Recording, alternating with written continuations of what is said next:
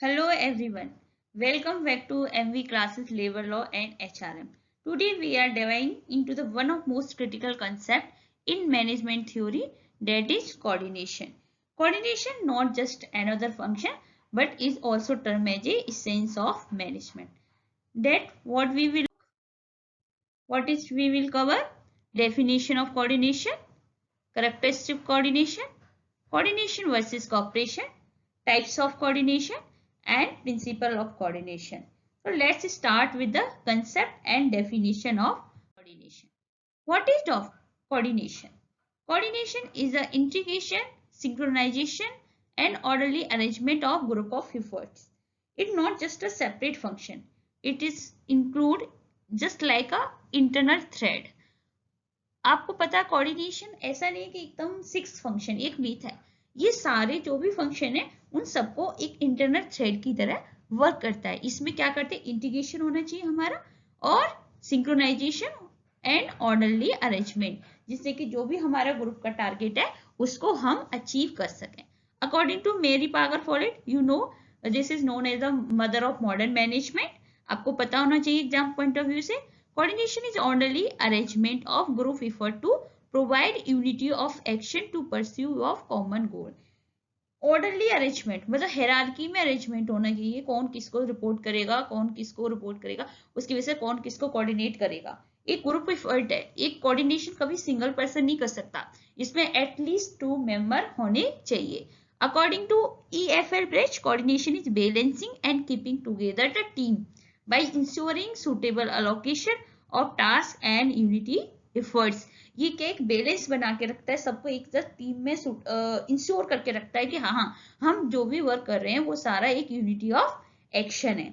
और ये आप एग्जाम पॉइंट ऑफ व्यू से जरूरी है कि सेंस ऑफ मैनेजमेंट क्यों कहलाता है. आपको पता है कोऑर्डिनेशन को हम फंक्शन की जगह सेंस ऑफ मैनेजमेंट कहते हैं, क्योंकि एक सेपरेट फंक्शन नहीं है. जैसे हमने प्रीवियस वीडियो में डिस्कस किया था, planning, organizing, staffing, directing, controlling. ये एक इंटरनल थ्रेड है जो आप सारे फंक्शन को आपस में एक बांध के रखता है, एक थ्रेड की तरह. जैसे प्लानिंग में क्या करेगा, कोऑर्डिनेट करेगा डिफरेंट डिपार्टमेंटल प्लान को. ये जितने भी प्लान है हर डिपार्टमेंट के, HR department, finance department, market department, सबको एक दूसरे से टाई अप करके रखेगा. ऑर्गेनाइजिंग में क्या करेगा, कोऑर्डिनेट करेगा आपका रोल एंड अथॉरिटी. ये बहुत इंपॉर्टेंट है एग्जाम पॉइंट ऑफ व्यू से, इसलिए आपको ये पता होना चाहिए. स्टाफिंग में क्या करेगा, कोऑर्डिनेट करेगा स्किल के बेसिस पे जॉब की क्या रिक्वायरमेंट है. जैसे आपने देखा होगा कि हम स्टाफिंग में क्या देखते हैं, जॉब डिस्क्रिप्शन देखते हैं और जॉब स्पेसिफिकेशन देखते हैं. तो कौन सी जॉब रिक्वायरमेंट के लिए क्या क्या स्किल है उसके बेसिस पे वो कोऑर्डिनेट करेगा.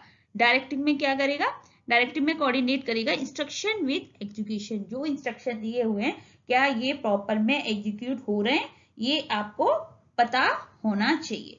तो यू कैन से कि जो हमारा कोऑर्डिनेशन है उसमें क्या है, टाइम सिंक्रोनाइजेशन है, आपके टाइम का, आपकी क्वांटिटी का और डायरेक्शन का, जिससे कि आपको ऑर्डरली अरेंजमेंट में हम सारे ग्रुप के लोग एक ही डायरेक्शन में काम कर सके. ये कोऑर्डिनेशन का काम होता है. इसमें सिंक्रोनाइजेशन करते हैं. जैसे हेनरी फॉल के बारे में भी आपने सुना होगा, उसने 14 प्रिंसिपल दिए थे, वो भी कहता है to harmonize all the activity of a concern. सारी एक्टिविटी को एक ऐसे सिंक में करो कि हम उस गोल को अचीव कर सकें. ये हमारी होगी डेफिनेशन और concept of coordination. Let's start with characteristic of coordination. Characteristic of coordination, first है integrated group effort.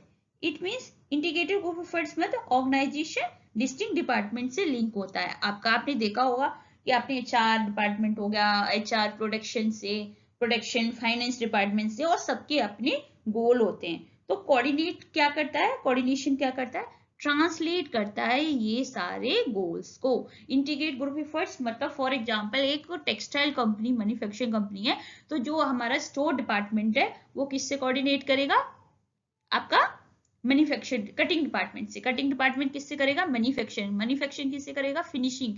फिनिशिंग किससे करेगा, पैकेजिंग से।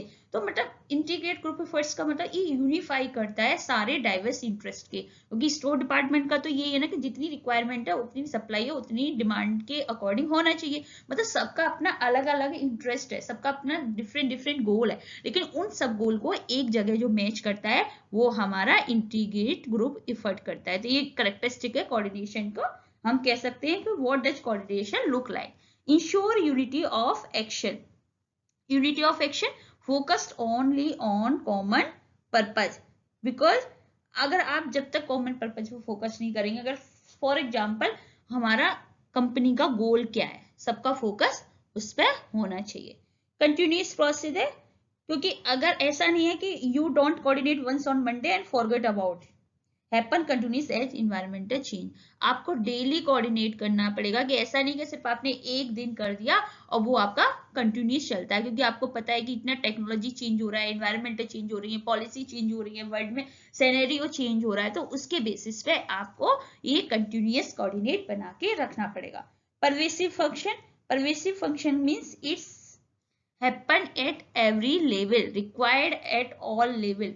इट मीन्स ये आपका ऐसा नहीं है कि सिर्फ आपको कोऑर्डिनेशन लोअर लेवल में चाहिए, ये आपको टॉप में भी चाहिए, ये आपको मिडिल लेवल में भी चाहिए, और ये आपको लोअर लेवल में भी चाहिए।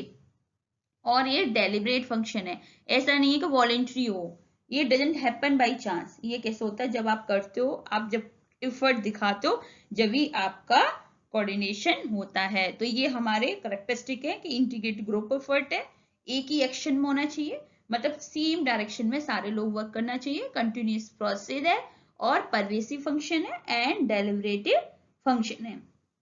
तो अगर आपका बिना विलिंगली भी आपको ये काम करना पड़ेगा। This is potential exam questions, the difference between coordination and cooperation. Cooperation क्या है, कोऑपरेशन आपका एक वॉलेंट्री फंक्शन होता है, ये डिजायर टू वर्क है। अगर दो एम्प्लॉय चाहें तो एक दूसरे से टेबल पे कोऑपरेट कर सकते हैं। लेकिन कोऑर्डिनेशन क्या है, एक डिजायरेबल वॉलेंटियर नहीं है, ये क्या एक फॉर्मल है। इसमें अगर मैनेजर बताएगा कि आपको इस तरीके से काम करना है तो आपको उस तरीके से काम करना होगा। तो हम इसे ऐसे टेबल की फॉर्म में समझते हैं कि जो कोऑर्डिनेशन है, ये एग्जाम में भी आया है कि कोऑर्डिनेशन कोऑपरेशन में क्या डिफरेंस है। तो देखो फॉर्मल एंड कॉन्शियस इफेक्ट है, इसमें आपको क्या देखना है, फॉर्मल है, एक फॉर्मल है, इसे टॉप लेवल कोऑर्डिनेट एक इंस्ट्रक्शन की तरह बनाता है कि कौन किसको फॉलो करेगा, कौन किससे टाइप करेगा, ये एक फॉर्मल कंसेप्ट है। कोऑपरेशन क्या है, इनफॉर्मल है।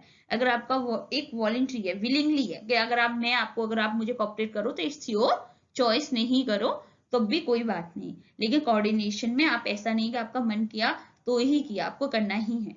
रिस्पॉन्सिबिलिटी क्या होगी आपकी, रिस्पॉन्सिबिलिटी ये टॉप और मिडिल मैनेजमेंट की ड्यूटी होती है कि आपको कैसे कोऑर्डिनेट करवाना है। और बट कोऑपरेशन में क्या इंडिविजुअल एंड ग्रुप डिजायर है। स्कोप क्या है, कोऑर्डिनेशन का जो स्कोप है वो बहुत ब्रॉडर है, इसमें कोऑपरेशन की भी मतलब कोऑर्डिनेशन में आपको कोऑपरेशन की जरूरत पड़ती है। अगर कोऑर्डिनेशन में कोऑपरेशन होगा जब भी आप अच्छे से एफर्ट दे सकते हो। और कोऑपरेशन क्या है, नैरोअर है, ये बिना कोऑर्डिनेशन के भी हो सकता है। मतलब कोऑपरेशन है हो सकता है आपका बिना कोऑर्डिनेशन के, लेकिन कोऑर्डिनेशन बिना कोऑपरेशन के नहीं हो सकता। ये इसका स्कोप है, क्योंकि ये कोऑर्डिनेशन क्या है आपका ब्रॉडर है। प्रोसेस क्या है, एक अरेंजिंग एफर्ट है। अरेंजिंग मतलब एक सिस्टमेटिकली, एक सिंक्रोनाइज तरीके से हम कोऑर्डिनेशन में वर्क करते हैं। कोऑपरेशन क्या है, एक कलेक्टिवली है, कलेक्टिव एटीट्यूड है, इसलिए इसे कोऑपरेशन बोलते हैं। रिजल्ट क्या हो सकता है, इसमें इफिशियंसी आती है, सिनर्जी आती है। सिनर्जी पता है आपको, 2 + 2 = 5। मतलब अगर मेरा खुद का इनपुट, जो मेरा आउटपुट है, वो मेरा अगर ग्रुप से ज्यादा, अगर मेरा सिंगल आउटपुट है, अगर मैं सिंगल काम करूं तो मुझे सिर्फ आज एक ही टॉपिक पढ़ा सकती हूँ, कोऑर्डिनेशन। अगर मैं अपनी टीम के साथ काम करूं तो मैं कोऑर्डिनेशन पे एमसीक्यू भी ले सकती हूँ। मतलब सिनर्जी का मतलब होता है जब आप सिंगली इतना आउटपुट नहीं दे सकते, लेकिन आप ग्रुप के साथ अपने से ज्यादा आउटपुट दो, तो उसे सिनर्जी कहते हैं। Synergy means 2 + 2 = 5। आपके सिंगल आउटपुट से ज्यादा आप जब ग्रुप में काम करते हो तब अच्छा परफॉर्म करते हो, इसे हम सिनर्जी कहते हैं। और कोऑपरेशन क्या है, satisfaction. Without coordination cooperation can be effective, but without cooperation coordinate create dissatisfaction. You need a both. तो अगर ऐसे पढ़े, कोऑर्डिनेशन क्या है, कोऑपरेशन प्लस सिंक्रोनाइजेशन, मतलब अरेंजमेंट होना चाहिए प्रॉपर, तो वो आपका कोऑर्डिनेशन कहलाएगा। तो ये आपको अच्छे से पता होना चाहिए। अब हम पढ़ते हैं types of coordination. Types of coordination, it may be two types of coordinator, internal coordination and external coordination. अब आप इसके अलावा भी आपने बहुत सारे पढ़े होंगे, वर्टिकल कोऑर्डिनेशन और हॉरिजॉन्टल कोऑर्डिनेशन। वर्टिकल क्या हो सकता है? आपको पता है कि वर्टिकल हो गया आपका, सपोज ये आपका लेवल ऑफ मैनेजमेंट है, तो ये आपके लेवल है, टॉप, मिडिल और लोअर। तो अब वर्टिकल क्या होगा आपका? डाउनवर्ड एंड अपवर्ड का जो फ्लो है कोऑर्डिनेशन का, वो कहलाएगा आपका वर्टिकल कोऑर्डिनेशन। वर्टिकल कोऑर्डिनेशन मतलब between different level, top to manage, middle कर सकते हैं, और मिडिल से आप लोअर कर सकते हैं, और लोअर से भी आप मिडिल कर सकते हैं, मिडिल से आप टॉप कर सकते हैं। ये आपका कहलाता है वर्टिकल कम्युनिकेशन। मतलब आप वर्टिकल कम्युनिकेशन जो करते हैं वो कहलाता है वर्टिकल कोऑर्डिनेशन, और इसी तरीके का आपका कम्युनिकेशन भी होता है, इसलिए मैंने आपको इसे वर्टिकल कम्युनिकेशन बोला। अब इसमें सुपीरियर टू सबऑर्डिनेट हो सकता है, सबऑर्डिनेट टू सुपीरियर हो सकता है। अब आता है हॉरिजॉन्टल कम्युनिकेशन। हॉरिजॉन्टल क्या होता है? Between department at same level. अब between department at the same level, for example ये आपका मिडिल लेवल है, ठीक है, ये मिडिल लेवल है। अब इसमें बहुत सारे डिपार्टमेंट है, मार्केटिंग है आपका, HR है, फंक्शन है, प्रोडक्शन है, अकाउंटिंग है। इसी लेवल पे जब हम आपस में कोऑर्डिनेट करते हैं तो वो कहलाएगा हॉरिजॉन्टल कोऑर्डिनेशन। मींस अगर टॉप लेवल वाले आपस में मिलके, डायरेक्टर्स जो हैं, जो एक हायर लेवल अथॉरिटी है, आपस में मिलके कोई काम करती है तो वो हॉरिजॉन्टल कहेगा। मिडिल लेवल वाले आपस में काम करेंगे तो वो मिडिल वाला हॉरिजॉन्टल कहलाएगा, और लोअर लेवल वाले जो सुपरवाइजर है सब मिलके अगर कोई ग्रुप एफर्ट करते हैं तो वो लोअर लेवल कोऑर्डिनेशन कहलाएगा। लेकिन इन सारा कोऑर्डिनेशन को हम क्या कहते हैं? हॉरिजॉन्टल। तो आप कैसे समझ सकते हो? वर्टिकल एक लाइन खींचिए, इसका मतलब आपका कैसे भी कोऑर्डिनेशन हो सकता है, अप साइड भी हो सकता है और डाउन साइड भी हो सकता है। हॉरिजॉन्टल क्या होगा? एक प्लेन लाइन। इस जो एक सेम लेवल के लोग अगर आपस में कोऑर्डिनेट करते हैं तो उसे हॉरिजॉन्टल कोऑर्डिनेशन कहते हैं। एक्सटर्नल कोऑर्डिनेशन क्या हो गया? एक्सटर्नल कोऑर्डिनेशन हो गया अलाइनिंग विद द इन्वायरमेंट, जिसमें आपके गवर्नमेंट हो गए, कंपटीटर हो गए, कस्टमर हो गए, टेक्नोलॉजी वाले हो गए, सप्लायर हो गए, बायर हो गए, जितने भी स्टेक होल्डर हो गए, शेयर होल्डर हो गए, जब आप उनके साथ कोऑर्डिनेट करते हो तो वो एक्सटर्नल कोऑर्डिनेट कहलाता है। तो आपको पता होना चाहिए टाइप ऑफ कोऑर्डिनेशन कितने होते हैं। फर्स्ट इंटरनल कोऑर्डिनेशन, जो कि विद इन द ऑर्गेनाइजेशन, जो आपके ऑर्गेनाइजेशन के अंदर ही कोऑर्डिनेशन हो रहा है, वो इंटरनल कह रहा है। फिर उसमें भी वर्टिकल और हॉरिजॉन्टल होते हैं। वर्टिकल में आपका top to flow, down to top, ये जो डिफरेंट लेवल में जब आप कोऑर्डिनेट करते हो तो वो वर्टिकल कहलाता है। हॉरिजॉन्टल मतलब जब आप सेम लेवल में वर्क करते हो तो वो हॉरिजॉन्टल कोऑर्डिनेशन कहलाता है। और एक्सटर्नल मींस जब आप एक्सटर्नली किसी अपार्ट फ्रॉम कंपनी, किसी गवर्नमेंट, किसी कंपटीटर, किसी कस्टमर, टेक्नोलॉजी, सप्लायर, बायर, किसी के साथ अगर टाई अप करते हो तो आपको क्या कहलाएगा? Type of coordination. अब हम चलते हैं techniques of coordination. Techniques of coordination क्या होती है कि किन किन टेक्निक के थ्रू आप कोऑर्डिनेट कर सकते हो।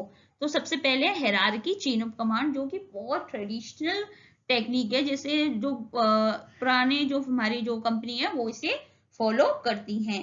प्लानिंग क्या है कि आपने क्या किया? एक प्लान किया, क्लियर गोल किया, अब उसी के गोल को बेसिस में आपने सारा अलाइनमेंट किया। मतलब पहली टेक्निक क्या हो? Hierarchy, chain of command.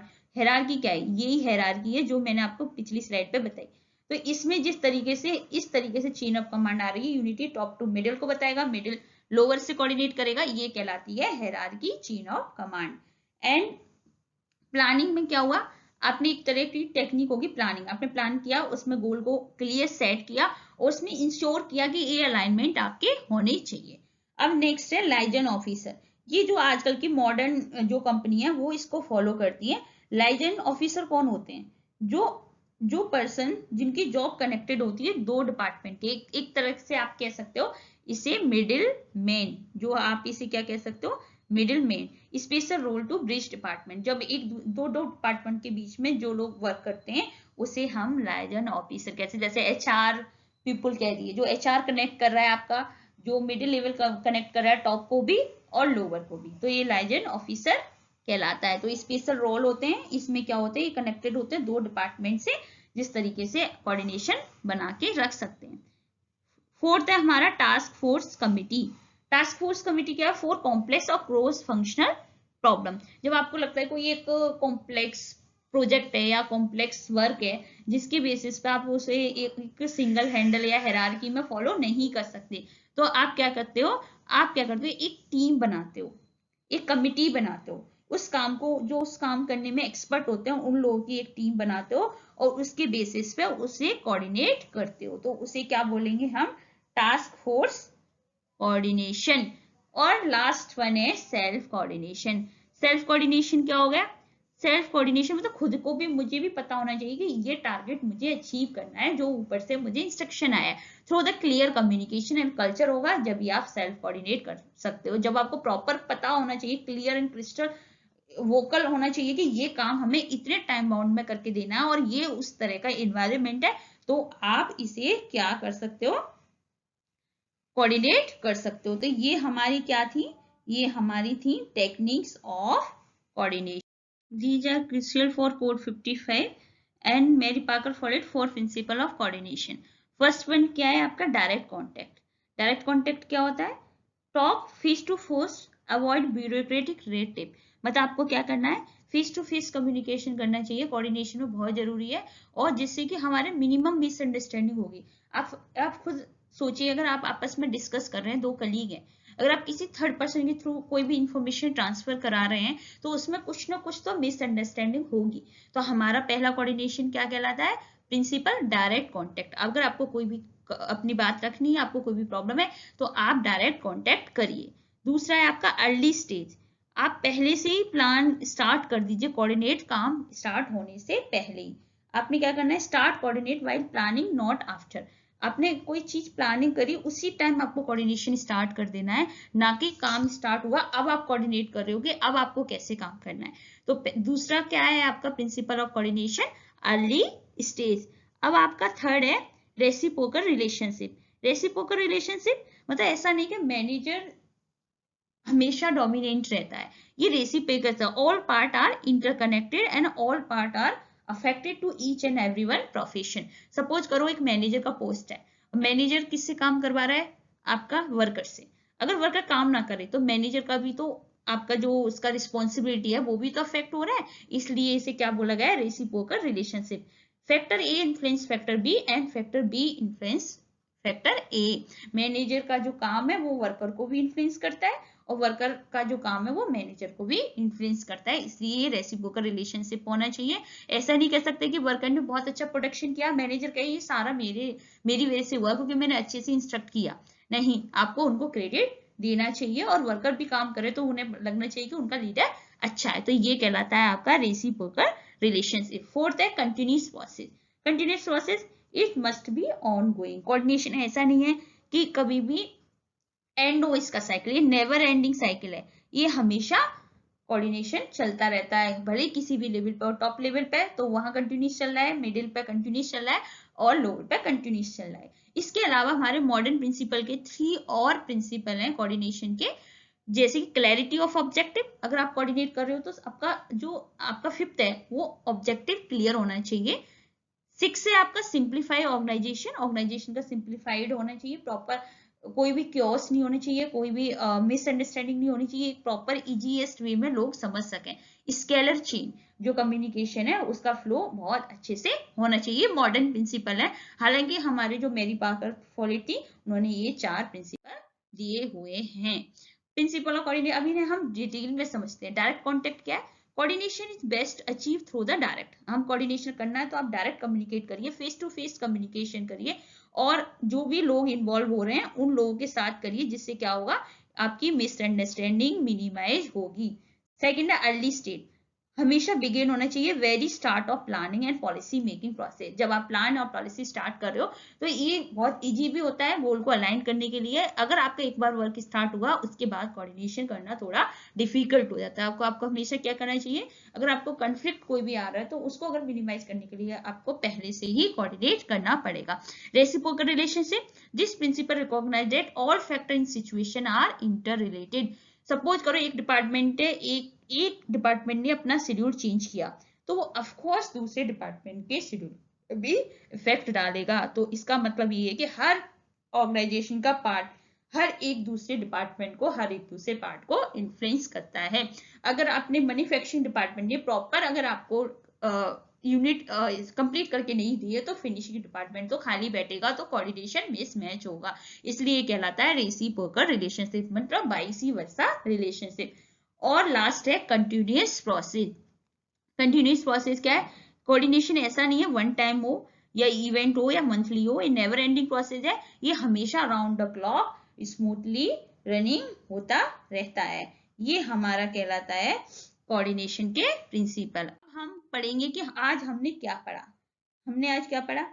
सबसे पहले हमने डेफिनेशन पढ़ी जो कुंजो डोनेल ने दी है कि सेंस ऑफ मैनेजमेंट। कभी कभी एग्जाम में पूछा जाता है कि सेंस ऑफ मैनेजमेंट किसने डिस्क्राइब किया, तो आपको पता होना चाहिए ये कुंजो डोनेल ने दिया है। इसके ऑथर कौन है? मेरी पाकर फोर्ड। अभी मैंने बताया 4 प्रिंसिपल हैं, early stage, direct contact, reciprocal relationship और कंटिन्यूअस प्रोसेस। कॉपरेशन क्या है आपका? वॉलंटरी है, इनफॉर्मल है। कोऑर्डिनेशन क्या है? डेलिब्रेट और फॉर्मल। अब फिर हमने उसके बाद हमने टाइप्स ऑफ कोऑर्डिनेशन पढ़े। टाइप्स ऑफ कोऑर्डिनेशन में हमने पढ़े एक्सटर्नल कोऑर्डिनेशन, जो हमारे ऑर्गेनाइजेशन, गवर्नमेंट, सप्लायर के साथ हम कोऑर्डिनेट करते हैं। हॉरिजॉन्टल कोऑर्डिनेशन पढ़ा जो सेम लेवल है, जो आपका सेम लेवल है, जैसे आपका मार्केटिंग टू प्रोडक्शन डिपार्टमेंट आपस में कोऑर्डिनेट कर रहे हैं, तो वो एक सेम लेवल डिपार्टमेंट है। वर्टिकल क्या होगा? डिफरेंट लेवल, अथॉरिटी बेस्ड, जैसे टॉप अथॉरिटी आपका मिडिल अथॉरिटी को कर रहा है, मिडिल अथॉरिटी लोअर अथॉरिटी को कर रहा है। कोऑर्डिनेशन क्या है? ये लाइफ लाइन है मैनेजमेंट की, ये कोई 6 फंक्शन ही है, इसके बिना एक भी फंक्शन पॉसिबल नहीं है। आप कह सकते हो without coordination planning is useless, with coordination even आप लिमिटेड रिसोर्स में बड़े से बड़ा गोल अचीव कर सकते हो। Management is not about doing work alone. आपने जब मैनेजमेंट की डेफिनेशन पढ़ी होगी तो आपको पता है कि आप ये मैनेजमेंट का काम क्या होता है कि वो अपने अच्छे से, ऐसा नहीं है कि सिर्फ खुद काम करे, उसका मेन काम होता है दूसरों से कैसे काम करवाना। तो जो दूसरों से काम करवाना है उसे हम क्या कहलाते हैं? कोऑर्डिनेशन। तो ये हमारा कोऑर्डिनेशन कहलाता है। ये आज का वीडियो कोऑर्डिनेशन की। अगर आपको ये वीडियो अच्छी लगे तो आप हमारे चैनल को सब्सक्राइब करिएगा, शेयर करिएगा और लाइक करिएगा। Thank you so much. अगर आप चाहते हो कि अगर इनके टॉपिक वाइज अगर मैं यूजीसी एमसीक्यू लेके आऊं प्रीवियस ईयर के, तो आप कमेंट सेक्शन में मेंशन कर दीजिएगा।